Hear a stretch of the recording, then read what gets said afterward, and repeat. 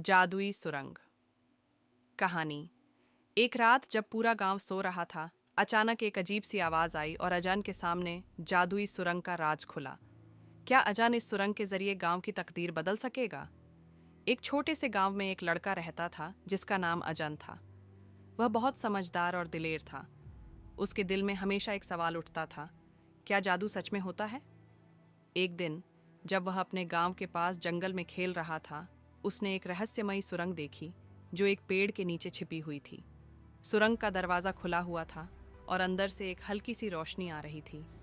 अजान सुरंग के पास गया और अंदर झांकने की कोशिश की, और जैसे ही उसने कदम अंदर रखा, सुरंग की जमीन हिलने लगी और अचानक एक रहस्यमयी आवाज आई, तुम वही चुनिंदा व्यक्ति हो जिसे इस जादुई ताकत का राज जानना है।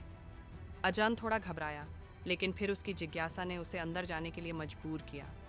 जब अजान सुरंग में घुसा, उसने एक जादुई किताब पाई जिसके पन्ने पलटते गए और अचानक एक नक्शा सामने आया जिस पर एक जादुई दुनिया का नक्शा था।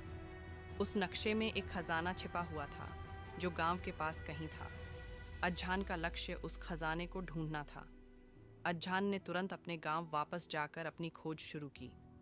उसने अपने दोस्तों को इस जादुई किताब और नक्शे के बारे में बताया और सबने मिलकर खजाने की खोज शुरू कर दी। रास्ते में कई मुश्किलें आईं, लेकिन अजान का हौसला कम नहीं हुआ।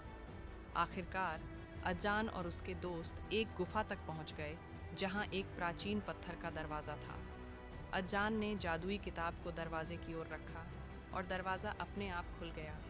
अंदर एक जादुई खजाना था, लेकिन उसके साथ एक चुनौती भी थी। एक रहस्यमयी आवाज़ आई, ये खजाना तुम्हारी मदद करेगा, लेकिन पहले तुम्हें अपनी सच्चाई जाननी होगी। अजान ने गहराई से सोचा और अपनी सच्चाई को समझा।